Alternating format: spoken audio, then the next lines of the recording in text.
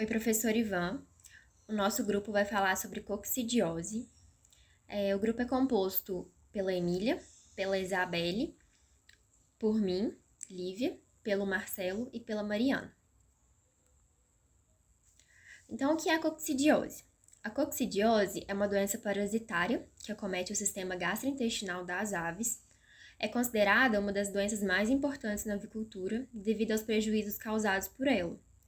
O animal, ele pode ter a infecção subclínica ou clínica, e inclusive pode causar a morte dele. A coccidiose é causada por um protozoário do gênero Eimeria. Ele é um parasita intracelular que vai se multiplicar nas células do intestino. Na literatura, a gente encontra algumas espécies que podem acometer as aves, como Eimeria acervulina, Eimeria praecox, Eimeria maxima, Eimeria mitis, Eimeria necatrix, Eimeria tenella, Eimeria hagani e Eimeria mivati.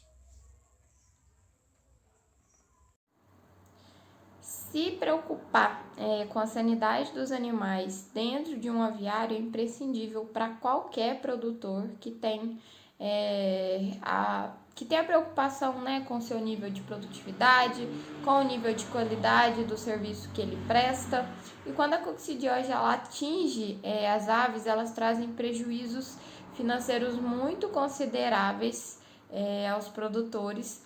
E existem pesquisas que já mostram que quando acontece, né, quando tem um problema muito grave dentro de algum aviário com a coccidiose, o prejuízo total anual, então, se a gente for considerar a nível mundial, é de mais de 880 milhões de dólares. Então, assim, é um problema grave, é um problema que tem recorrência dentro das granjas.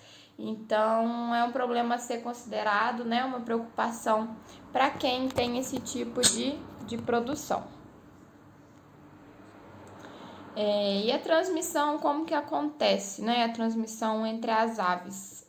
Ela acontece através do contato com materiais contaminados, que a maioria das vezes é a cama, né, que esses animais dormem, mas também o contágio pode ocorrer através dos alimentos, né, que são oferecidos. A água também pode estar contaminada pelos ocistos esporulados, então tem que ter uma preocupação com esse tipo de material, né? Principalmente quando se tem pelo menos uma ave contaminada. O manejo tem que ser todo revisado, todo controlado para que menos aves possíveis, né, possam se contaminar. A patogenia acontece da seguinte forma: se tratar de um parasita intracelular, ele se multiplica no interior das células intestinais, principalmente no cepo. Acontece uma destruição do epitélio, então isso leva a uma hemorragia sanguinolenta no animal. E também acontece que há uma destruição das vilosidades. Se não há a destruição, há um mau desenvolvimento. Então, isso leva a uma má absorção de todos os nutrientes que o animal ingere, inclusive água. Então, o animal deixa de absorver corretamente fósforo, cálcio, metionina, praticamente todos os nutrientes que ele vai ingerir, ele não vai absorver ou vai absorver mal. Então, com toda essa redução na capacidade de absorção, isso leva a um mau desenvolvimento do animal. Então, se já é um animal que já possui uma conformação de carcaça boa, ele começa a perder, ou então ele não chega a um desenvolvimento ideal. E conforme a multiplicação ocorre, o animal fica muito debilitado, porque quanto mais replicação do parasito, mais difícil é a absorção pela destruição. Então isso leva a infecções secundárias, o que agrava ainda mais a coccidiose. Os sinais clínicos eles são bem evidentes. A queda do ganho de peso é o que eu comentei. Se o animal chegou a uma conformação ideal ou uma boa conformação, ele começa a regredir. Então é um animal que vai começar a perder peso. E o animal que ainda não tem o peso, ele não chega no peso ideal. A diarreia a gente vai ver em praticamente todos os casos de coccidiose, porque por se tratar de um parasita que está no intestino, e a replicação acontece e a destruição do epitélio, então é um dos sinais clínicos mais comuns a diarreia sanguinolenta. A desidratação é porque o animal também não consegue absorver nem a água, tanta destruição que vai causar no epitélio do intestino.